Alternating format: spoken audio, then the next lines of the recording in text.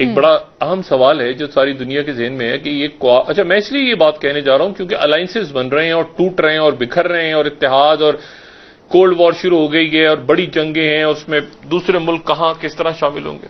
سوال یہ ہے کہ یہ ملاقات کیوں ہونے جا رہی ہے، کیونکہ یہ ملاقات جو ہے اس سے کچھ عرصہ پہلے ایک ملاقات ہو چکی ہے جو کہ پریزیڈنٹ بائیڈن کے آنے کے فوراً بعد ہوئی تھی اور وہ ورچوئل تھی. اس میں پرائم منسٹر مودی خود نہیں گئے تھے، ورچوئل ملاقات تھی. اس ملاقات میں اور اس ملاقات میں کیا فرق ہے؟ اس ملاقات میں یہ طے ہوا تھا کہ کوارڈ جو ہے وہ ایک ملٹری الائنس نہیں ہے، تو پریزیڈنٹ بائیڈن تو اپنی جگہ کھڑے ہیں کہ یہ ملٹری الائنس نہیں ہے. انہوں نے ملٹری الائنس بنا لیا دوسری دو طاقتوں کے ساتھ. اچھا ملٹری الائنس نہیں ہے تو پھر پریزیڈنٹ بائیڈن نے ایک بہت زبردست کل اعلان کیا اور ان کا اعلان یہ تھا کہ 1 بلین ڈوزز فائزر ویکسین کی مزید لے کے امریکہ اور دنیا کی 70% آبادی کو اگلے سال تک ویکسینیٹ کر دے گا. تو یہ ویکسین ڈپلومیسی بھی پہلے ہم ڈسکس کر چکے ہیں. جو کوارڈ کا اجلاس ہوا تھا ورچوئل، تو اس میں یہی تھا کہ جاپان جو ہے وہ پیسے دے گا، آسٹریلیا جو ہے وہ تقسیم کرے گا اور انڈیا میں مینوفیکچرنگ ہوگی.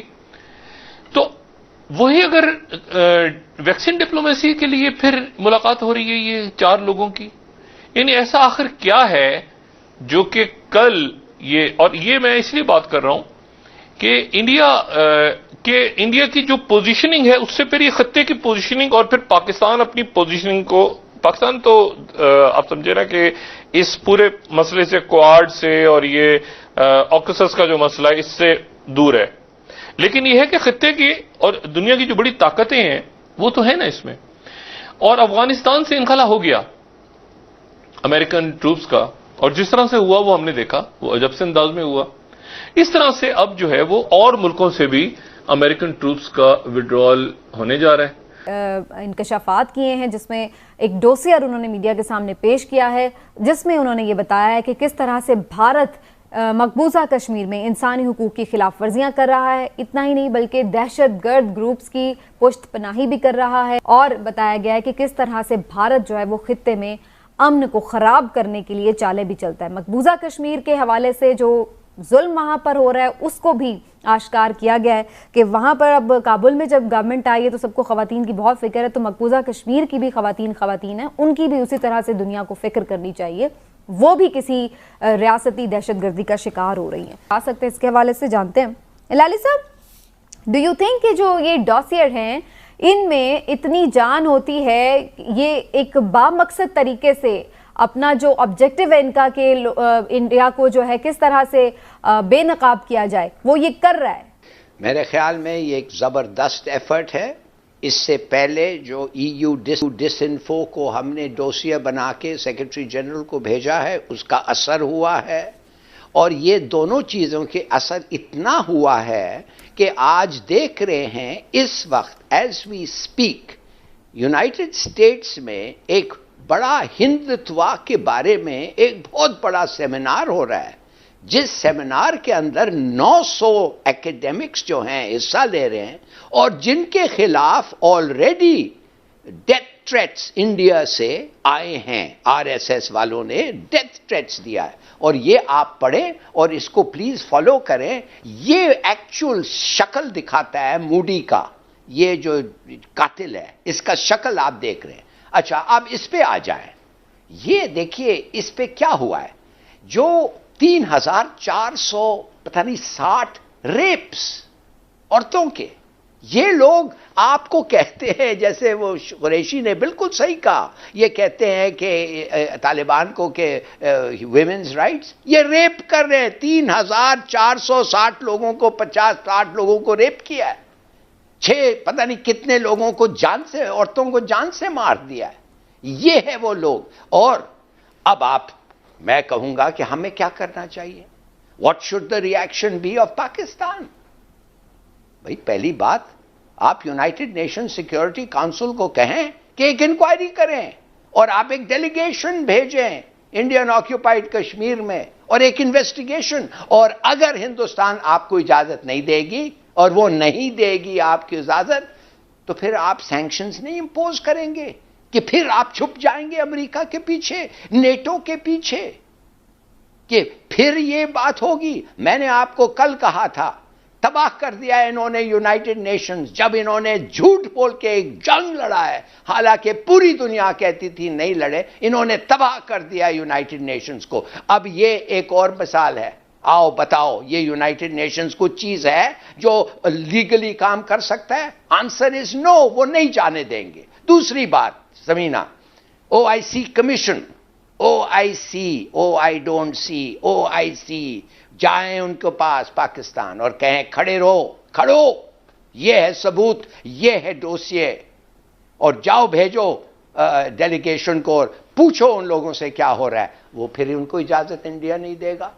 اگر انڈیا نہیں دے گا تو کہیں گے اس کو آبزرور سٹیٹس سے نکالو ہندوستان کو۔ تم کیوں ایسے لوگوں کے ساتھ ایسوسیٹ کرتے ہو جو عورتوں کے ساتھ اور مسلمانوں کے ساتھ اس قسم کا رویہ، اور تم لوگ کچھ نہیں کہتے ہو؟ اگر تم لوگوں نے نہیں کیا، میں کہتا ہوں Pakistan must leave OIC. You must let it, you must leave OIC. اور اگر بھی آپ اتنے بے شرم نہیں ہوتے ہیں کہ آپ پھر بھی OIC میں بیٹھتے ہیں تو آپ کی کوئی کیریکٹر نہیں ہے، کوئی کوالٹی نہیں ہے، اور believe me you are contemptible as a people. تیسری بات، یہ جو UN ہے، EU ہے، ان کو تھوڑا سا بتاؤ کہ یار خدا کے بندے، ہم نہیں کہہ رہے ہیں کہ سب چیز مان جاؤ، ہم نہیں کہہ رہے تو ابھی ٹانگ دو موڈی کو، ہم کہہ رہے ہیں جا کے پتہ کرو، مگر تم لوگ جانا نہیں چاہتے۔ تو پھر ہمارے سے آپ مہربانی سے کبھی انڈین اور ہیومن رائٹس کے بارے میں کبھی کوئی بات نہ اٹھائیں۔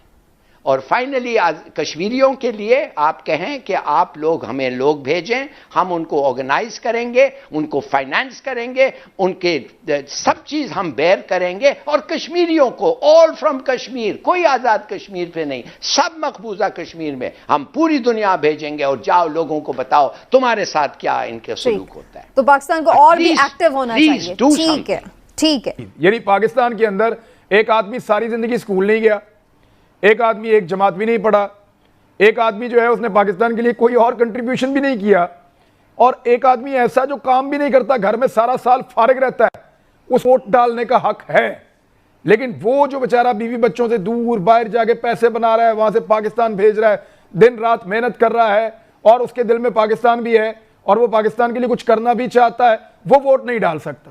دیکھیے بات یہ ہے کہ وہ آپ کو پیسہ بیچتے ہیں یا جو کچھ بھی، میرا اپنا تجربہ ہے کہ جو ملک سے باہر رہتے ہیں ان کو ملک کے اندر رہنے والوں سے زیادہ فکر ہوتی ہے اپنے ملک کی۔ ہاں، پاکستان کے بارے میں تھوڑی سی پرابلم یہاں پہ ہوتی ہے تو ان کے ٹیلی فون آنے شروع ہو جاتے ہیں، وہ آپ سے پوچھنا شروع کر دیتے ہیں، پریشان ہیں ہم، یہ کیا ہو رہا ہے۔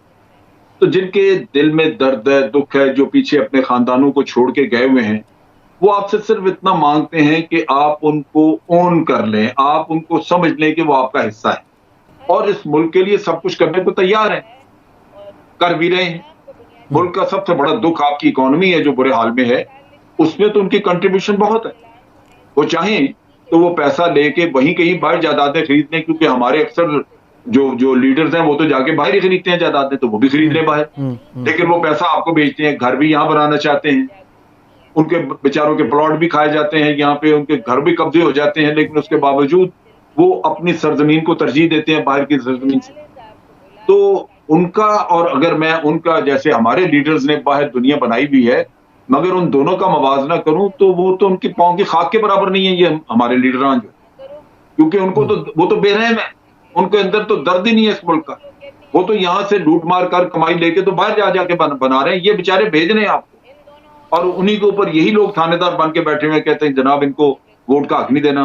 اس کی سماعت ملتوی کر دی ہے بڑی صاحب، اور نیب نے یہ کہا تھا کہ روزانہ کی بنیاد پر کیس کیا جائے، اور ہم نیب کو کہتے ہیں نیب کام نہیں کرتی۔ بہرحال بڑی صاحب، تو یہ وہ تاخیری حربے کیوں استعمال کر رہے ہیں اگر کر رہے ہیں تو؟ بسم اللہ الرحمن الرحیم۔ مجھے بڑی حیرت ہوئی ہے کہ انہوں نے فرمایا تاخیری حربے استعمال کر رہے ہیں۔ پاکستان میں انصاف کہیں جلدی بھی ملتا ہے؟ یار مجھے بھی وہ جگہ بتا دیں یار، لاہور میں ایک دن میں جب ہو گیا تھا چھٹی والے دن، میاں صاحب کو کیونکہ مجھ سے تو قسم لے لیں، میں 3 سال سے دور لگا چکا ہوں، میں سمجھنے میں بڑا نام ان کا کہیں انصاف نہیں ملتا۔ ہیں جی، یہ تاہیری سے مجھے غور ہے۔ دیکھیں انصاف تو ملتا ہی نہیں پاکستان میں، نہ مطلب اس میں کوئی غصے کرتا ہے، مائنڈ کرتا ہے، کرے بھائی۔ قاضی صاحب صبح 6 بجے ہیلی کاپٹر کوئٹہ سے اڑا اور لاہور سے پاوے کھدے اور گری کے چنے لے کر گیا. تو یار ان کی صاحبزادی کو آپ انسلٹ کرتے ہیں, بار بار بلاتے ہیں. کوئی تو اپنا رویہ ٹھیک کریں یار. آپ باعث ہو چکے ہیں اس میں بہت وقت. باعث ہو گیا ہوں. میں تو کہتا ہوں کہ کھدوں کے ساتھ میں انصاف بھی بتا اسی رہا جہاز میں بھیج دینا ہوں, چاہیے. جب وہ اللہ سے ڈرو اتنی بار بار بلا رہے ہو, کیوں نہ وہ تم پہ سیکھوا ہو, کیوں نہ وہ تم سے ناراض ہو. محترمہ مریم نواز صاحبہ اتنے لاڈوں سے پلی, اتنے پیار سے پلی, اتنی محبت سے پلی, اپنے والد کی لاڈلی, اپنی والدہ کی لاڈلی, دادے کی لاڈلی, دادی کی لاڈلی. تو یار قاضی صاحب تھوڑا سا اپنے رویوں پر بھی حکومت کو نظر ثانی کرنی ٹھیک چاہیے. کہتے ہیں. میں تو سمجھتا ہوں کہ گناہ گار میں ان کے اور اس چچا گناہ بھی آ کا جاتے آگے ہیں. ذکر نہ کرنے کے لیے قرآن اٹھوا لیا. یہ مطلب ہے نعوذ باللہ استغفر اللہ, اللہ تعالی ہم سب کو ہدایت دے, ہدایت نہیں دینی تو اٹھا لے.